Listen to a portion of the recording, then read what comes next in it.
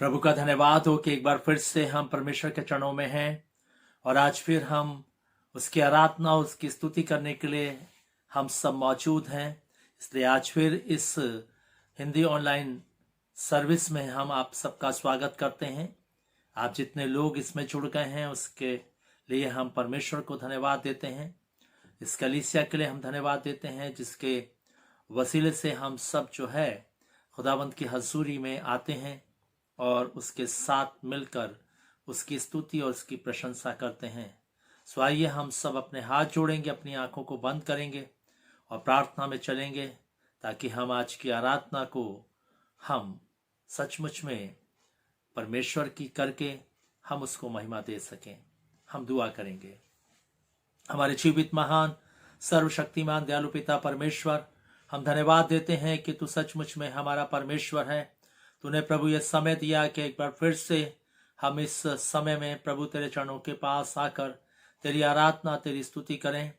हम धन्यवाद देते हैं कि तूने प्रभु गुजरे सप्ताह में संभाला और आज का ये सप्ताह जो फिर से तूने हमें दिया है, हम तेरे चरणों में आकर के प्रभु तेरे नाम को धन्य कहें। आज फिर चाहते हैं प्रभु तेरी आराधना पर आशीष हो और आज फिर तेरा पवित्र आत्मा हम सबको जो आराधना में हम जुड़ गए हैं हम सबको आशीषित करे।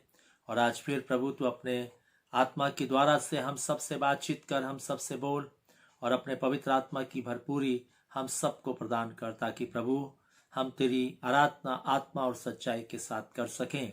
हम पूरी आराधना को तेरे हाथों में देते हैं प्रभु। इस आराधना का आदि अंत अल्फा और ओमेगा तू हो, और इस आराधना को प्रभु अपने नियंत्रण में चला।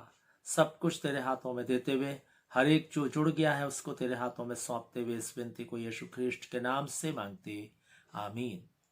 सो इससे पहले कि हम आज की आराधना में परमेश्वर के वचनों को सुने, हम अपने मनों को तैयार करेंगे इस भजन के द्वारा से।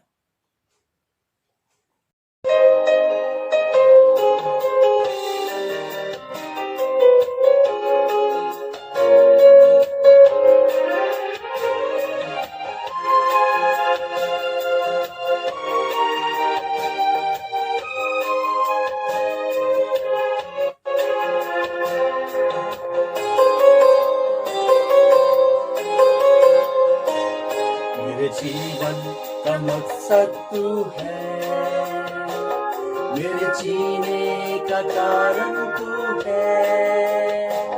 मैं जीऊं या मरूं, तू मेरे लिए है, तू मेरा प्रभु। मेरे जीवन का मकसद तू है, मेरे जीने का कारण तू है। मैं जीऊं या मरूं, वो तेरे लिए है, तू मेरा प्रभु।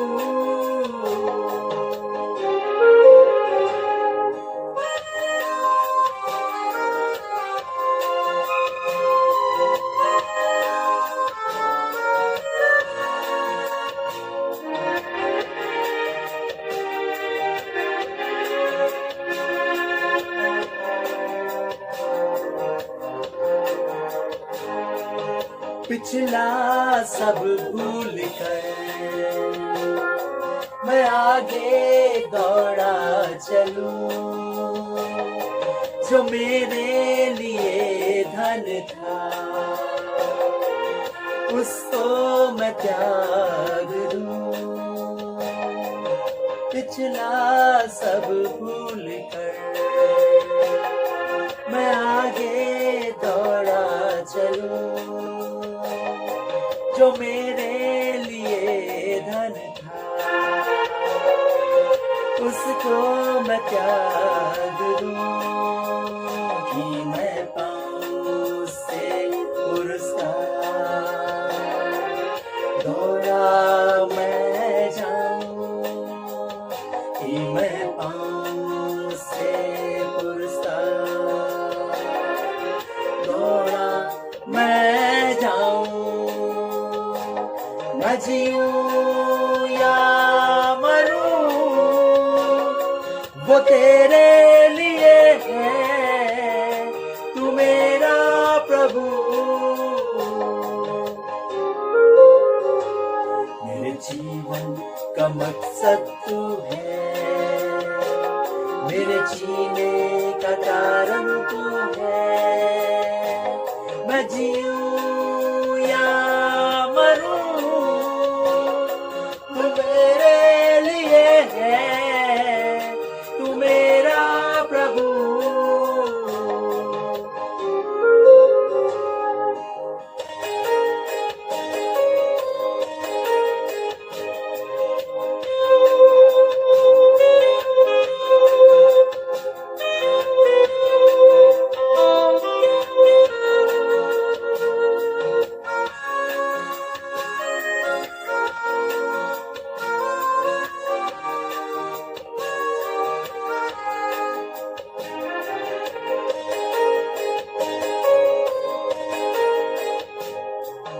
मुझ पर हुई है कृपा,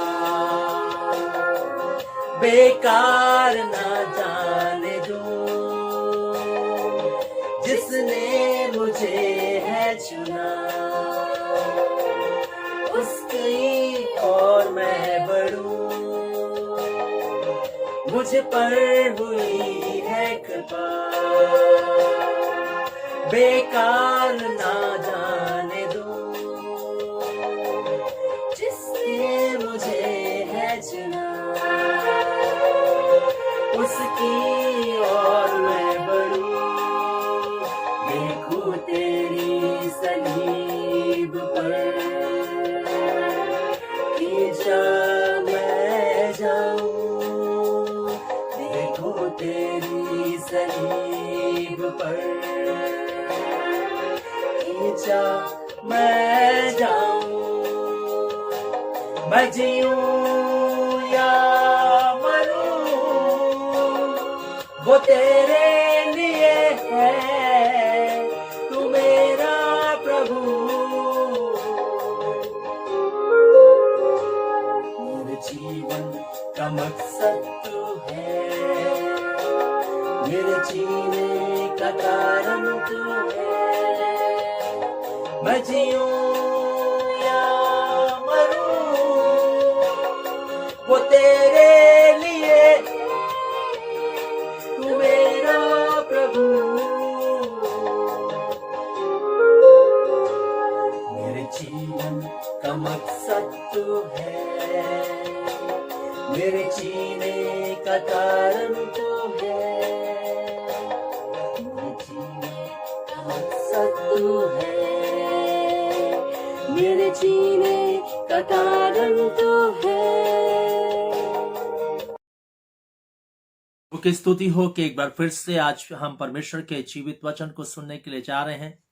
यह हमारे जीवन के लिए सुनहरा अवसर है कि हम उस महान परमेश्वर के जीवित वचनों को सुन सकें और उसके जीवित नाम को, जो आला नाम है, श्रेष्ठ नाम है, उसको हम अपने जीवन के द्वारा से धन्य कह सकें। इससे पहले कि हम आज के वचन की ओर अपना ध्यान लगाएं, हम अपने मन को परमेश्वर की ओर उठाएंगे, अपने हृदय को परमेश्वर के वचनों के लिए खोलेंगे, ताकि हम उसकी जीवित वाणी को, जो सचमुच में हमें जीवन प्रदान करती है, हम उसको अपने हृदय के अंदर लेकर के अपनी जिंदगी को परमेश्वर के योग्य बना सकें। प्रिय भाई बहनों, हम सभी जानते हैं कि प्रभु यीशु मसीह का आना बहुत निकट है और जितने भी चिन्ह थे प्रभु यीशु मसीह के आगमन के, वो सब हम पूरे होते हुए इस पृथ्वी पर देख रहे हैं। जैसा प्रभु यीशु मसीह ने कहा कि मेरा आना लूत के दिनों जैसा होगा, आज हम देखते हैं कि जो लूत के दिन हैं वो हमें दिखाई देते हैं, जो नूह के दिन हैं वो हमें दिखाई देते हैं। और आज फिर परमेश्वर हमें इस बात को बताना चाहता है एक चेतावनी के रूप में कि हम जो है अपनी जिंदगी को प्रभु के अधीनता में ले आए। हम जो मसीह हैं, हम जो विश्वासी हैं, हम जो सचमुच में उसके बेटे और बेटियां होने के लिए अपने मुंह से बोलते हैं, हम अपनी जिंदगी को उसके अधीन करें ताकि हम उसके साथ बादलों पर उठाए जा सकें। प्रिय भाई बहनों, प्रभु यीशु मसीह आने वाला है, इसलिए अपनी जिंदगी को हमें प्रभु के लिए तैयार करना बहुत जरूरी है। और आइए आज हम उस जीवन के बारे में जो हमें चाहिए, जिसके लिए हमारा प्रभु यीशु मसीह इस पृथ्वी पर आकर के मरा, जिसने हमारे लिए अपने प्राणों की आहुति दी, जिसने हमारे लिए कैलवरी का दुख सहा, हम उस जीवन को प्राप्त कर सकें, उसके लिए हम अपने मनों को एकाग्रचित करके आज के वचन को सुनेंगे। और आज मैं आपका ध्यान जो है उस एक विशेष विषय की ओर केंद्रित करना चाहता हूं, और वो विषय जो है शायद आपके लिए बहुत नया नहीं होगा, बहुत पुराना होगा, लेकिन फिर भी ये हमारे आत्मिक जीवन के लिए, स्वर्ग राज्य के लिए, प्रभु के साथ उठाए जाने के लिए ये बात बहुत जरूरी है। और आज हम बात करेंगे उस विश्वास की जो उद्धार पाने के लिए हमें करना है। उद्धार पाने वाला विश्वास हमें प्रभु पर करना है। उस जीवन को पाने वाला विश्वास हमें प्रभु पर करना है। हमें जो है स्वर्ग में जाने वाला विश्वास जो है हमें प्रभु पर करना है। और इसलिए प्रिय भाई बहनों, आज जब हम परमेश्वर के वचनों को सुनने जा रहे हैं, हम इस विश्वास के बारे में जो है सीखेंगे। प्रिय भाई बहनों, हम जानते हैं कि हम विश्वास करते हैं, लेकिन हमारा जो विश्वास है वो कामिल विश्वास नहीं है। हमारा विश्वास है कि हम चर्च जाते हैं, हमारा विश्वास है हम दुआ करते हैं, हमारा विश्वास है हम बाइबल पढ़ते हैं, हमारा विश्वास है प्रभु के वचनों को सुनते हैं, हमारा विश्वास है कि हम जो है दान देते हैं। लेकिन क्या सचमुच में हमारा वो विश्वास है जिस विश्वास के द्वारा से हम परमेश्वर के राज्य में पहुंचेंगे, हम परमेश्वर के स्वर्ग के मिरास के भागीदार बनेंगे? क्या उस विश्वास को हम अपनी जिंदगी में रखते हैं? क्या सचमुच में हमारे पास वो विश्वास है जो उद्धार पाने वाला विश्वास है? उस विश्वास को हमने अपनी जिंदगी के अंदर रखा है? आइए हम इन सब बातों पर आज के दिन में जो है परमेश्वर के वचन से लेकर के सीखेंगे। और इसलिए प्रिय भाई बहनों, परमेश्वर का वचन आज हमें इस बात को बताना चाहता है, उस विश्वास को जिसमें हम स्वर्ग राज्य में जाएंगे, जिसमें हम जो है परमेश्वर के साथ बादलों पर उठाए जाएंगे, उस विश्वास को अमल में लाने के लिए हमें जो है परमेश्वर की आज्ञाओं का पालन करना होगा। और जब तक हम परमेश्वर की आज्ञा का पालन नहीं करते, हम जो है उस विश्वास में हम पहुंच नहीं सकते। प्रिय भाई बहनों, हमें उस विश्वास को अपनी जिंदगी में पाने के लिए हमें जो है सचमुच में परमेश्वर की आज्ञाओं का पालन करना होगा। क्योंकि आज स्वर्गीय राज्य की मिरास को पाने के लिए, उस जीवन को पाने के लिए हमें जो है इस संसार में उस विश्वास की आवश्यकता है। और वो विश्वास हमारी जिंदगियों में शायद नहीं पाया जाता है। और इसलिए उस विश्वास के ना पाए जाने से आज हमारी जो जिंदगी है वो सचमुच में परमेश्वर के राज्य की ओर नहीं बढ़ रही। कई बार जो है हम अपनी जिंदगी में इन सारे कामों को करके जो हम धार्मिक कार्य करते हैं, उनको करके हम सोचते हैं कि हम जीवन की राह पर जा रहे हैं। लेकिन बाइबल ऐसा कहती है, ऐसा भी मार्ग है जो मनुष्य को ठीक देख पड़ता है, परंतु उसके अंत में क्या है? मृत्यु है। इसलिए परमेश्वर का वचन आज फिर हमसे बात कर रहा है। प्रभु का वचन आज फिर हमसे कहना चाहता है कि हम जो है क्या सचमुच में उसी मार्ग पर चल रहे हैं जिसमें जीवन है, मृत्यु का कोई नाम नहीं है, जिसमें केवल जीवन है, शाश्वत जीवन है, स्वर्गीय जीवन है। क्या हम सचमुच में उस राह पर चल रहे हैं? और उस राह पर चलने के लिए प्रिय भाई बहनों, हमें एक काम करना पड़ेगा, वो है हमें परमेश्वर पर विश्वास का जीवन जीना होगा। करके परमेश्वर पर विश्वास करके जिंदगी को बिताना होगा। बाइबल में हमें कई उदाहरण मिलते हैं, लेकिन एक उदाहरण मैं आपके सामने रखना चाहूंगा। एक व्यक्ति था, लूका रचित सुसमाचार के 18वें अध्याय के यदि हम 18 पद से पढ़ें तो वहां पर हम देखते हैं कि किस रीति से जो है ये व्यक्ति परमेश्वर के उस स्वर्ग के राज्य को पाना चाहता है, उस मिरास का भागीदार बनना चाहता है, उस राज्य में प्रवेश करना चाहता है। लेकिन हम देखते हैं कि जब ये व्यक्ति प्रभु यीशु मसीह के पास आता है तो ये आकर कहता है, हे उत्तम गुरु, मैं शाश्वत जीवन पाने के लिए क्या करूं? और प्रभु यीशु मसीह जो है उसको बताता है कि शाश्वत अगर जीवन पाना है तो तुझे परमेश्वर की इन आज्ञाओं का पालन करना होगा। और उसने कहा कि मैं परमेश्वर की आज्ञाओं का लड़कपन से पालन करता चला आ रहा हूं, लेकिन जो है मेरे जीवन में अब ऐसी कौन सी कमी है जिसके कारण से मैं स्वर्ग के उस शाश्वत जीवन को नहीं पा सकता। और यीशु मसीह ने यहां पर कहा कि तू आज्ञाओं को तो जानता है, व्यभिचार न करना, हत्या न करना, चोरी न करना, है ना, झूठी गवाही न देना, अपने पिता और अपनी माता का आदर करना। उसने कहा मैं इन सब बातों को लड़कपन से करता आ रहा हूं प्रभु, अब मुझे कौन सी चीज है जो स्वर्ग में जाने से रोकती है। और तब प्रभु यीशु मसीह ने उससे कहा कि तुझ में एक बात की घटी है, एक बात की घटी है। अगर तू सचमुच में इन सब आज्ञाओं का पालन करता है तो तुझ में एक बात की घटी है। वो क्या? कि तू अपना सब कुछ बेचकर कंगालों को बांट दे और आकर मेरे पीछे हो ले। और हम देखते हैं कि ये बात सुन करके, जब उसने कहा मेरे पीछे हो ले, ये सुन करके वो उदास होकर के वापस चला गया। प्रिय भाई बहनों, ऐसे ही हम लोग भी हैं। हम शाश्वत जीवन पाना चाहते हैं, हम स्वर्ग के मिरास को पाना चाहते हैं, लेकिन जो विश्वास की बात प्रभु हमसे कह रहा है कि तू विश्वास कर, मुझ पर विश्वास कर, तू अपने धन पर विश्वास मत कर, तू अपनी लियाकत पर विश्वास मत कर, तू अपने इल्म पर विश्वास मत कर, तू अपनी शक्ति पर भरोसा मत रख, तू अपनी धन पर भरोसा मत रख, तू मुझ पर विश्वास कर। वो हमसे नहीं हो पा रहा है। हम भी इसी धनवान के समान जो है उदास होकर के चले जाते हैं। जब वो हमसे कहता है इन सब बातों को त्याग और मेरे पीछे हो ले, हम उसको त्यागना नहीं चाहते, हम उसको छोड़ना नहीं चाहते, हम उसको जो है अपने जीवन से अलग करना नहीं चाहते और हम स्वर्ग जाना चाहते हैं। प्रिय भाई बहनों, कैसे संभव है कि हम कुछ ना छोड़ें और स्वर्ग चले जाएं?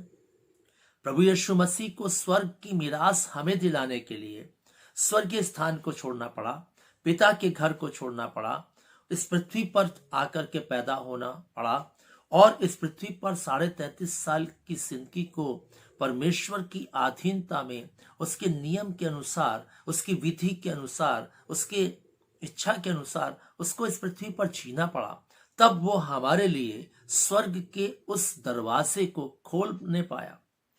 अगर वो शायद अपनी जिंदगी की तरीके से जीता और अपने तरीके से जैसे हम जिंदगी बिता रहे हैं ऐसे बिताता, तो शायद जो है हमारे लिए स्वर्ग का दरवाजा कभी नहीं खुल पाता। प्रिय भाई बहनों, इसलिए आज फिर प्रभु हमसे कह रहा है, प्रभु आज फिर हमसे बात कर रहा है, प्रभु हमसे बोल रहा है, सिखा रहा है कि यदि हम सचमुच में उद्धार पाना चाहते हैं, हम जो है शाश्वत जीवन पाना चाहते हैं, हम जो है आत्मिक जीवन को में रह करके जिंदगी के सफर को तय करना चाहते हैं और हम उस मिरास के भागीदार बनना चाहते हैं जो प्रभु ने हमारे लिए रखी हुई है, जिसके लिए उसने हमें यीशु मसीह में ऊपर बुलाया है।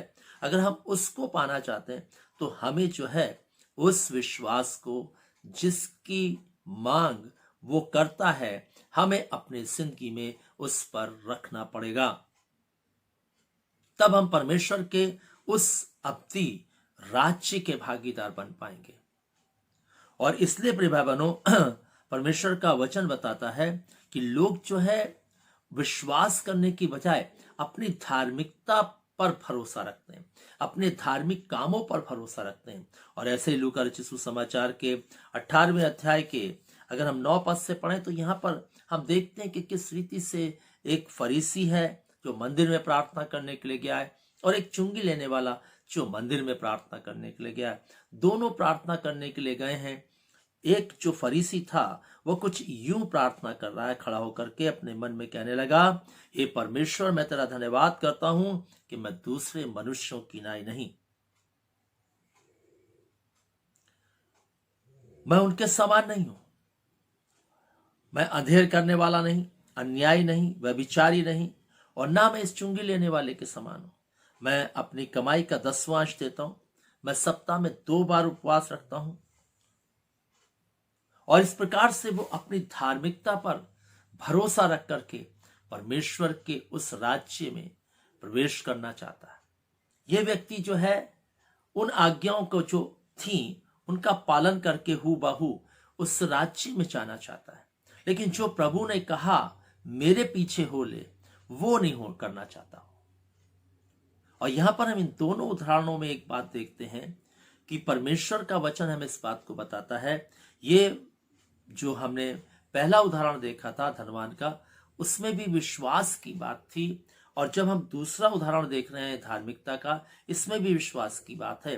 परमेश्वर पर विश्वास करने की बजाय अपने धर्म के कामों पर भरोसा रखकर परमेश्वर के राज्य के लिए अपने आप को पहुंचाना, यह संभव नहीं है। प्रिय भाई बहनों, यह संभव नहीं हो सकता।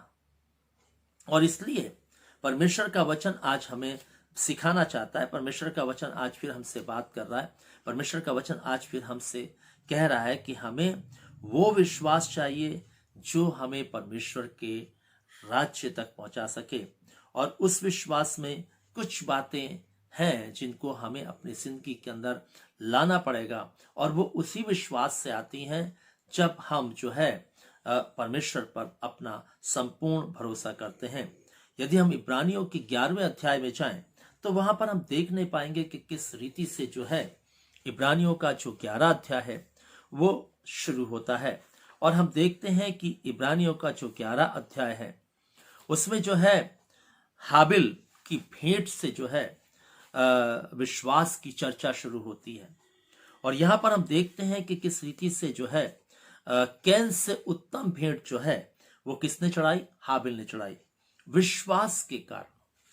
बाइबल बताती, यदि हम पढ़ें इब्रानियों 11 उसके 4 से, विश्वास ही से लिखा है, हाबिल ने केन से उत्तम बलिदान परमेश्वर के सम्मुख चढ़ाया और उसके द्वारा उसके धर्मी होने की गवाही भी दी गई, क्योंकि परमेश्वर ने उसके भेंटों के विषय में गवाही दी और उसके द्वारा वह मरने पर भी अब तक बातें करता है। और यहां पर हम देखते हैं कि किस रीति से परमेश्वर ने भी उसकी भेंट की गवाही दी, और हम देखते हैं कि किस रीति से जो है विश्वास से उसने जो है एक उत्तम भेंट जो है परमेश्वर के समीप ला के रखी। आज हमारी भेंटें परमेश्वर के समीप कैसी हैं? हम अपने जीवन की अगर भेंट की बात करें तो उसमें भी अधूरापन है ना। जब हम परमेश्वर के सम्मुख अपने जीवन को लेकर आते हैं, अधूरा सा जीवन लेकर आते हैं। हमारा जीवन, शरीर चर्च में बैठा होता है, हमारा दिल और दिमाग कहीं और लगा होता है, हम कुछ और सोच रहे होते हैं। चर्च में बैठे हैं लेकिन फिर भी हमारी सोच संसार की चीजों के लिए, संसार की चिंताओं के लिए, संसार की बातों के लिए हमारा मन दौड़ रहा है। क्यों? प्रभु के पास आने के बाद ऐसा क्यों? इसका मतलब कहीं ना कहीं यह है कि हमारा जो जीवन जो हम वेदी पर अर्पण करने के लिए लेकर आए उसमें अधूरापन है। वो भेंट सही नहीं लेकर आए हम, जो हम परमेश्वर के समीप अपने शरीरों को जीवित, पवित्र और भावता बलिदान करने के लिए परमेश्वर के समीप आए, वो भी हम ठीक से लेकर नहीं आए। यहां पर हम देखते हैं कि किस रीति से हाबिल की भेंट विश्वास ही से उसने अपनी उत्तम भेंट परमेश्वर को चढ़ाई। आज हम विश्वास करके प्रभु को कुछ भी नहीं देते, जबकि प्रभु हमें सब कुछ देता है। आज हम उसको अपनी कमाई का 10वां अंश देना नहीं चाहते, जबकि वो 100% जो है हमें वो देता है। लेकिन जो आज्ञा उसकी हमारे जीवन के लिए है वो प्रमाणित हो नहीं पाती। परमेश्वर को पैसे की जरूरत नहीं प्रिय बनो, लेकिन प्रभु हमारी विश्वास योग्यता को देखना चाहता है। उस 10वां अंश के द्वारा से हमारी विश्वास योग्यता को देखता है। और यहां पर जो भेंट चढ़ाई गई हाबिल के द्वारा से, यहां हाबिल की विश्वास योग्यता थी। कैन की विश्वास योग्यता उस भेंट चढ़ाने में दिखाई नहीं थी प्रिय बनो, नहीं तो उसकी भी भेंट ग्रहण होती।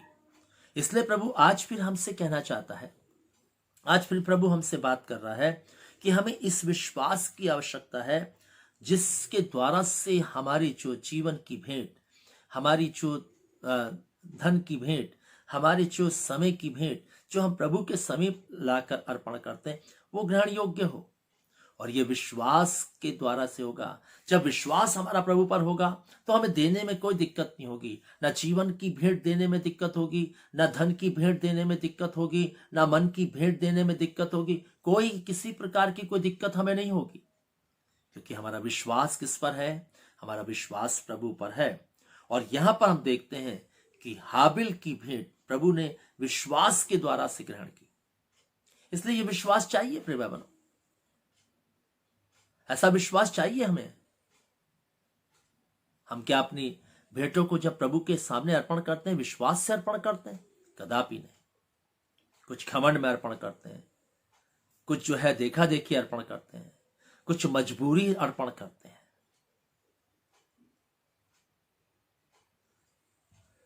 लेकिन प्रभु का वचन कहता है हाबिल ने विश्वास से जो है कैन से उत्तम बलिदान परमेश्वर के सम्मुख चढ़ाया। दूसरी बात जो हमारे विश्वास में होनी चाहिए और वो है सचमुच में विपत्ति के समय में परमेश्वर पर भरोसा रखना ये बहुत जरूरी है। विपत्ति के समय यदि हम दानियल के समय में जाएं और शद्रक मेशक अबेदनगो के जीवन के बारे में हम विचार करें तो हम देखते हैं कि उन्होंने विपत्ति के समय में भी परमेश्वर पर भरोसा रखा और उन्होंने साफ कहा। यदि हम दानियल की किताब को देखें, उसके 3 अध्याय में जाएं और उसके जो है हम 16 पद से पढ़ें तो यहां पर साफ लिखा हुआ है, शद्रक मेशक और अबेदनगो ने राजा से कहा, हे नबूकदनेस्सर, इस विषय में तुझे उत्तर देने का हमें कुछ प्रयोजन जान नहीं पड़ता। हमारा परमेश्वर जिसकी हम उपासना करते हैं वह हमें उस धधकते हुए भट्टे की आग से बचाने की शक्ति रखता है, वरन हे राजा वह हमें तेरे हाथ से छुड़ाने की शक्ति रखता है। यदि नहीं तो हे राजा तुझे मालूम हो कि हम लोग तेरे देवता की उपासना नहीं करेंगे और ना तेरी खड़ी कराई हुई मूर्ति को दंडवत करेंगे। और यहाँ पर हम देखते हैं विपत्ति है, संकट है, मृत्यु के कगार पर खड़े हुए हैं, क्षण भर में ही आग के भट्टे में डाल दिए जाएंगे, जीवन की लीला समाप्त हो जाएगी। सब बातें आंखों के सामने हैं, लेकिन उनका जो विश्वास प्रभु पर है वो जबरदस्त है। उसने कहा, है राजा हमारा परमेश्वर जिसकी हम उपासना करते हैं वो हमें तेरे हाथ से और इस आग के भट्टे से बचाने की शक्ति रखता है। याद रख, अगर नहीं भी तो भी हम तेरी खड़ी कराई हुई तेरे देवता की मूर्ति को हम दंडवत नहीं करेंगे। विश्वास, विपत्ति के समय विश्वास। अय्यूब की जिंदगी के बारे में हम अगर देखें तो हम देखते हैं कितनी बड़ी विपत्ति चारों तरफ से उसके जीवन में आई, लेकिन उसके विश्वास को अगर हम देखें तो उसके विश्वास में कहीं भी जो है हम कमी नहीं निकाल सकते हैं। दानियल के इस पुस्तक में शद्रक मेशक अबेदनगो के विश्वास में हम कोई कमी नहीं निकाल सकते। आज यदि हम अपने विश्वास को देखें तो कितनी कमियां हमारे विश्वास के अंदर नजर आएंगी। प्रिय भाई बहनों, कितनी कमियां नजर आएंगी। जब हम इस वचन को सुन रहे हैं अपने विश्वास को जांचें, है ना, देखें, ताकि हम जो है सचमुच में अपनी जिंदगी को परमेश्वर के राज्य तक पहुंचा सकें। किस रीति से हम देखते हैं कुरिन्थियों का पत्र में पौलुस इस बात को लिखते हुए कहता है, 13 अध्याय और उसके 5 पद में, अपने आप को परखो कि विश्वास में हो कि नहीं। जांचो, डुबकी मत पीटते रहो कि हम विश्वास में हैं। चंद धर्म के काम से आप विश्वास में नहीं है। अगर चर्च में आके बैठ जाते हैं तो आप विश्वास में नहीं है, ऐसा मत सोच लीजिएगा कि हम विश्वास में हैं। विश्वास के जीवन के बारे में हम सीख रहे हैं। जो विश्वास का जीवन होगा वो परमेश्वर को विश्वास से उत्तम भेंट चढ़ाएगा। जो विश्वास का जीवन होगा विपत्ति के समय में परमेश्वर पर भरोसा रख करके ठहरा रहेगा, टिका रहेगा, उस पर आधारित रहेगा, कुछ भी क्यों ना हो जाए जिंदगी के अंदर। तीसरी बात, परमेश्वर की चेतावनियों के समय में भी विश्वास में खड़े रहना। जब परमेश्वर की चेतावनी हमारी जिंदगी में आती है तब हम क्या सचमुच में विश्वास में बने रहते हैं? क्या कहती बाइबल? आइए मेरे साथ देखिए इब्रानियों का पत्र 11 अध्याय और उसके 7 पद को हम पढ़ेंगे।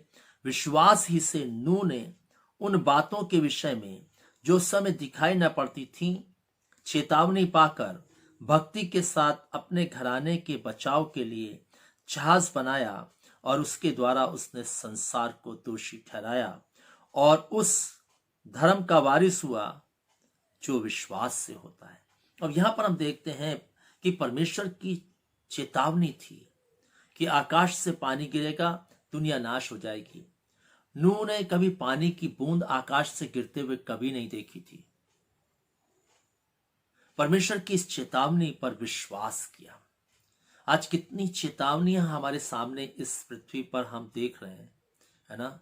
अभी कोविड आया, एक चेतावनी था परमेश्वर की ओर से। अभी जो है और विपत्तियां आ रही हैं, नए वेरिएंट आ रहे हैं ओमिक्रॉन आ गया है और कई चीजें आ रही हैं, समस्याएं आ रही हैं, बहुत सारी बातें हैं, लेकिन उसके बावजूद भी क्या हम इन चेतावनियों को समझ रहे हैं? यदि हमारे पास सचमुच में हमारा विश्वास परमेश्वर पर होगा, हम इस चेतावनी को सब ध्यान में रखते हुए, इन चेतावनियों को समझते हुए हम अपनी आत्मा को सुरक्षित करेंगे, हम अपने आत्मिक जीवन को सुरक्षित करेंगे, हम अपनी आत्मा को बचाव के लिए कि हमारी आत्मा परमेश्वर के राज्य में पहुंच जाए, उसके लिए हर पल हर घड़ी यत्न करेंगे। क्या आज है? ये सब चेतावनियां हैं जो हमारे सामने आज हैं। आज अकाल है, भूडोल है, सुनामियां हैं, कई चीजें आ रही हैं। मौसम में कितनी तब्दीली आ गई है, कितना जो है त्राही त्राही का सा वातावरण बना हुआ है। क्या सब इन चेतावनियों को देखने के बाद क्या सचमुच में हम परमेश्वर की उस आज्ञा के अनुसार जो वो चाहता है कि हम अपनी जिंदगी को इन अंतिम दिनों में परमेश्वर के आगमन के लिए तैयार करें? क्या हम नूह की तरह, जैसे नूह अपने घराने के बचाव के लिए जहाज बना रहा था, है ना, हम भी क्या सचमुच में इन अंतिम दिनों में संसार की बातों में मन ना लगाकर, संसार की चीजों में मन ना लगाकर, हम क्या सचमुच में अपने जीवन को परमेश्वर के आगमन के लिए बनाते जा रहे हैं कि नहीं बनाते जा रहे? यह हमें देखना होगा प्रिय भाई बहनों। और अगर नहीं बनाते जा रहे तो हम नाश हो जाएंगे नूह के जमाने के लोगों की तरह। याद रखिएगा प्रिय भाई बहनों, इसमें कोई शक नहीं। अगर हमने अपने जीवन को मसीह यीशु के लिए तैयार नहीं किया, उसके आगमन के लिए तैयार नहीं किया, हम नाश हो जाएंगे नूह के जमाने के लोगों की तरह। और इसलिए प्रिय भाई बहनों, हमें जो विश्वास करना है प्रभु पर, वो नूह की तरह करना है। कुछ भी हो, लेकिन हम अपनी जिंदगी को खुदा के लिए तैयार करने वाले हों। कितने भी वेरिएंट आए, कितनी भी महामारियां आए, कितनी भी सुनामियां आए, कितने भी अकाल आए, कितने भी भूडोल हों, लेकिन हमारी जिंदगी खुदा के लिए इन सब बातों को, इन चेतावनियों को देखते हुए हम अपनी जिंदगी को खुदा के लिए तैयार करते जाएं। यह है विश्वास। ऐसा विश्वास चाहिए चेतावनियों के समय में भी परमेश्वर के लिए अपनी जिंदगी को खड़ा करना। चौथी बात, हमारे जीवन में जो विश्वास होना चाहिए वो चुनाव पूर्ण विश्वास होना चाहिए। प्रिय भाई बहनों, इब्रानियों 11 उसके 24 में लिखा हुआ है, ऐसा बाइबल बताती है, लिखा है, विश्वास ही से, इब्रानियों 11 उसके 24 में लिखा है, विश्वास ही से मूसा ने सियाना होकर फिरौन की बेटी का पुत्र कहलाने से इनकार किया। 25वें पद में लिखा, इसलिए कि उसने पाप में थोड़े दिन के सुख भोगने से परमेश्वर के लोगों के साथ दुख भोगना अधिक उत्तम लगा। एक चुनाव पूर्ण विश्वास। जब उसके पास चुनाव आया, मूसा के पास, कि वो फिरौन की बेटी का पुत्र होकर के रहेगा या वो फिर जो है इजरायली है, इब्री है, उस ओर चला जाएगा। और जबकि उसने जो है इस बात को अपनी जिंदगी के अंदर जान लिया था अपनी मां के द्वारा से कि वो इब्री है। और हम देखते भी हैं जब मूसा की जीवन की शुरुआत होती है निर्गमन की किताब में, तो हम देखते हैं कि किस रीति से जब मिस्री लोग इब्रियों पर अत्याचार कर रहे थे तो उसने जो है मिस्री को मार दिया था। और ये बात उसके अंदर थी। और जब चुनाव का फैसला आया तो उसने विश्वास के साथ जो फैसला लिया, विश्वास करके जो फैसला लिया, वो प्रभु के साथ। उसने कहा, पाप में थोड़ा सुख भोगने से परमेश्वर के लोगों के साथ दुख भोगना उसे अति उत्तम लगा। सुख भोगने से परमेश्वर के लोगों के साथ दुख भोगना अधिक उत्तम लगा। आज जो है हम दुख भोगना नहीं चाहते। जब चुनाव की बात आती है हमारे अंदर, जब चुनाव निर्णय लेना होता है इस जिंदगी के अंदर कि हम प्रभु का दामन थामें, संसार के दामन को थामें, हम प्रभु के मार्ग पर चलें या संसार के मार्ग पर चलें, हम संसार की तरह जीवन जिएं या प्रभु के वचन के अनुसार जिंदगी को जिएं। जब ये चुनाव का समय आता है तब हमारा विश्वास दिखता है। प्रिय भाई बहनों, विश्वास चर्च जाने से नहीं होता है प्रकट। विश्वास केवल दुआ कर लेने से नहीं होता प्रिय भाई बहनों। विश्वास इस समय में दिखाई देता है जब हम कोई डिसीजन लेते हैं, जब हम निर्णय करते हैं। आज 52 संडे होते हैं साल में। क्या हम 52 के 52 संडे प्रभु के भवन में दिखते हैं? निर्णय लेना होता जब हमारे पास एक इतवार आता है, उस समय कई चीजें हमारे सामने होती हैं, तब हम क्या निर्णय लेते हैं? क्या हम सचमुच में ये निर्णय लेते हैं कि नहीं, मैं नागा नहीं करूंगा, मैं 2 घंटे बाद 3 घंटे बाद ये काम कर लूंगा, लेकिन मैं परमेश्वर की आराधना, उसकी स्तुति के लिए जाऊंगा? क्या हमारा डिसीजन ऐसा होता है? या हम संसार की बातों को देखकर उसमें लिप्त हो जाते हैं? इसलिए प्रिय भाई बहनों, परमेश्वर का वचन कहता है मूसा के सामने जब चुनाव की बात आई, निर्णय की बात आई कि उसे एक डिसीजन मेक करना होगा, वह फिरौन की बेटी का बेटा होकर रहेगा या इब्रियों के साथ अपनी जिंदगी को बिताएगा। उसने फैसला लिया, मैं इब्रियों के साथ रहूंगा, मैं दुख में जी लूंगा, मैं गरीबी में जी लूंगा, मैं कंगाली में जी लूंगा, लेकिन मैं खुदा के लोगों के साथ रहूंगा, मैं खुदा की ओर रहूंगा। यह है विश्वास। क्या यह विश्वास है हमारे पास? परख कर देखो कि तुम विश्वास में हो भी कि नहीं। परख के देखिए। एक और विश्वास की बात करो, और वो है संसार पर जय पाने वाला विश्वास। क्या वो विश्वास हम पर है जिससे हम संसार पर जय मिलती है? आइए क्या कहती है बाइबल। पहला यूहन्ना उसके 5 अध्याय में हम जाएंगे। देखिए परमेश्वर का वचन क्या कहता है। उसके 5 अध्याय और उसके 19वें पद को हम पढ़ेंगे, और यहां पर ऐसा लिखा हुआ है,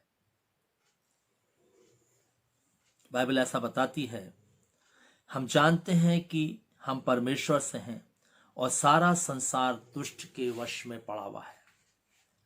ये बात जो है संसार पर जय पाने के बारे में जो है, यहां पर हम देखते हैं कि जो संसार है वो दुष्ट के वश में है, और इस संसार पर हमें जय पानी है। और इसलिए जब जय पानी है तो क्या कहता है 4 और 5वां पद में क्या लिखा हुआ है? पहला यूहन्ना 5 के 4 और 5 में, और यहां पर ऐसा लिखा है, क्योंकि जो कुछ परमेश्वर से उत्पन्न हुआ वह संसार पर जय प्राप्त करता है, और वह विजय जिससे संसार पर जय प्राप्त होती है हमारा विश्वास है। संसार पर जय पाने वाला कौन है? केवल वह जिसका विश्वास है कि यीशु परमेश्वर का पुत्र है। अब यहां पर बिल्कुल साफ है, संसार पर जय कैसे मिलेगी? विश्वास से। मूसा कैसे जयवंत हो गया मिस्र के ऊपर? विश्वास से। उसने विश्वास से त्याग दिया फिरौन की बेटी का घर, राजमहल। इसलिए प्रिय भाई बहनों, विश्वास है जो हमें संसार पर जय दिलाता है। कौन सा संसार?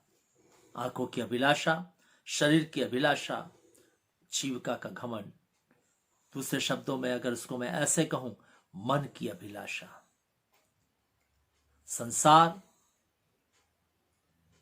जिस पर जय पानी है, आंखों की अभिलाषा, शरीर की अभिलाषा और मन की अभिलाषा। हम संसार पर जय पा जाएंगे। कब? जब हम विश्वास यीशु पर रखेंगे, क्योंकि यीशु है जिसने संसार पर जय पाई। और संसार पर जय उसने पाई है, और उस पर अगर हम विश्वास करके अपनी जिंदगी को जिएंगे, उस पर विश्वास करके अपनी जिंदगी को बिताएंगे, हम भी जय पा जाएंगे। तो जो विश्वास हमें चाहिए प्रिय भाई बहनों, वो जय पाने वाला विश्वास चाहिए संसार में।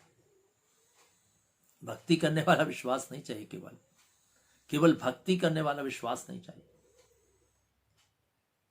केवल चर्च जाने वाला विश्वास नहीं चाहिए, केवल बाइबल पढ़ने वाला विश्वास नहीं चाहिए प्रिय भाई बहनों, बाइबल पर अमल करने वाला विश्वास चाहिए। प्रिय भाई बहनों, आशीषों को पाने वाला विश्वास भी नहीं चाहिए।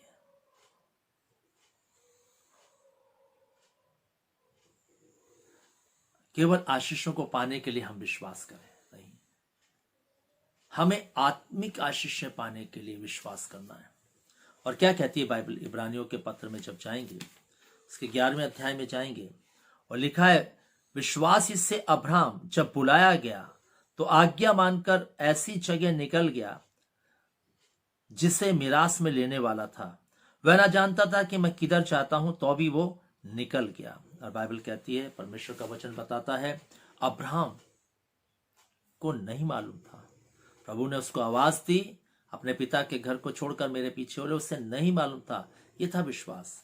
आज हम प्रभु के पीछे निकल आए, उसके बावजूद भी हम संसार की आशीषों के लिए मारे मारे घूमते हैं। ये हो जाए, वो मिल जाए, ये मिल जाए, वो मिल जाए। और जब मिल जाता है तो हम कहते हैं परमेश्वर की ओर से हमें सब कुछ मिल गया। परमेश्वर की ओर से नहीं, आपने परिश्रम किया, परमेश्वर को पीछे रखा और आप आगे दौड़े। परमेश्वर की ओर से अगर आपको आशीषें मिलती तो आप जो है परमेश्वर की आज्ञा का पालन करके अपनी जिंदगी को जीते, और फिर परमेश्वर आपको आशीषें देता। आज हमारी ऐसी बनावटी बातचीत है, इसलिए प्रभु आज भी हमसे बात कर रहा है। प्रभु आज भी हमसे कह रहा है कि हमें जो अगर आशीषों को पाने वाला विश्वास अपने जिंदगी में लाना है, तो अब्राहम की तरह देखिए कैसे उसने अपने पिता के घर को, सब चीजों को छोड़ दिया, विश्वास से प्रभु के पीछे निकल गया। प्रभु ने उसे आशीषें दी। क्या हम उन आशीषों को पाने वाले विश्वास की खोज में है क्या? और अंतिम बात, स्वर्ग जाने वाला विश्वास। क्या कहता है इब्रानियों 11 और उसके 5 और 6 पद में लिखा है, विश्वास ही से हनोक उठा लिया गया कि मृत्यु को ना देखे, और उसका पता नहीं मिला क्योंकि परमेश्वर ने उसे उठा लिया था।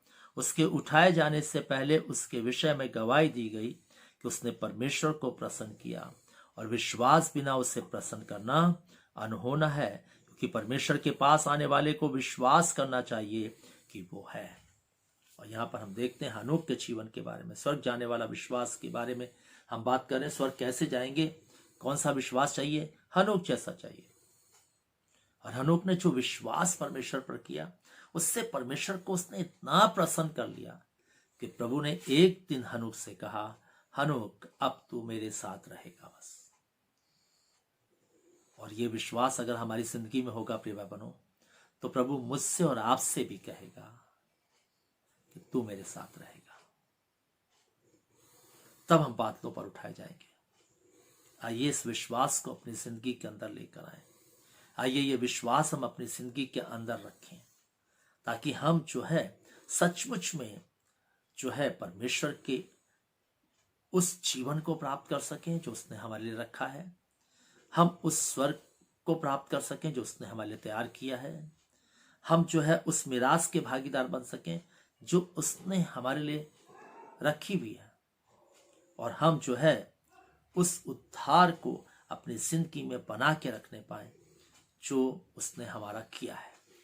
आइए हम अपनी जिंदगी को इस विश्वास में जिएं, ताकि हमारा जीवन सचमुच में परमेश्वर की आशीषों को पाते हुए, परमेश्वर के साथ उसकी मर्जी के अनुसार जीते हुए, उसको प्रसन्न करने वाला विश्वास अपनी जिंदगी में करते हुए, उसको प्रसन्न रखने वाला विश्वास अपनी जिंदगी में बनाए रखते हुए हम जो है इस जिंदगी के सफर को तय कर सके। इसलिए आइए प्रिय भाई बहनों, हम ऐसा विश्वास करें। हमें केवल चर्च और दुआ बंदगी करने वाले विश्वास को ही केवल नहीं करना है, हमें उसे प्रसन्न करने वाला विश्वास करना है, ताकि हम उसके साथ बादलों पर उठाए जाएं। हनोक ने प्रसन्न करने वाला विश्वास किया। सो यह है परमेश्वर का वचन आज के दिन में। आइए हम अपने विश्वास को जांचें परखें, और यदि विश्वास हमारा ठीक नहीं है तो इस वचन के द्वारा से अपने विश्वास को वैसा बनाएं जैसा प्रभु चाहता है। प्रभु हम सबको आशीष देवे। आज हम ये रुकेंगे, प्रार्थना में चलेंगे। हमारे जीवित महान सर्वशक्तिमान दयालु पिता परमेश्वर, हम धन्यवादित हैं कि तूने प्रभु आज फिर हमसे बातचीत की और विश्वास के बारे में तूने चर्चा की। होने दे पिता, हमारा विश्वास सचमुच में ऐसा हो कि हमारी भेंटें तेरे सम्मुख ग्रहण की जा सकें। प्रभु हमारा विश्वास ऐसा हो कि प्रभु हम विपत्ति के समय भी तेरे साथ खड़े रह सकें। प्रभु हमारा विश्वास ऐसा हो कि प्रभु हम चेतावनियों के समय में अभी अपनी जिंदगी को तेरे साथ तैयार कर सकें।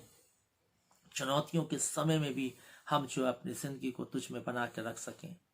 प्रभु हम चाहते हैं कि हमारा विश्वास ऐसा हो कि हम तेरे साथ बातों पर उठाए जा सकें। प्रभु आप सहायता करें, मदद करें। इस वचन के अनुसार जिंदगी को जीने के लिए हम सबको आशीष दें, ताकि प्रभु हम अपनी जिंदगी के विश्वास को परखते हुए, जांचते हुए हम अपनी जिंदगी के सफर को आगे बढ़ा सकें। कि ऐसा न हो जब हम अंत में पहुंचें तो हम निकम्मे ठहरें। प्रभु आप सहायता करें, हर एक की मदद करें, और इस वचन के द्वारा से और भी अधिक बात करें। सब कुछ तेरे हाथों में देते हुए इस विनती को यीशु ख्रीष्ट के नाम से मांगते, आमीन।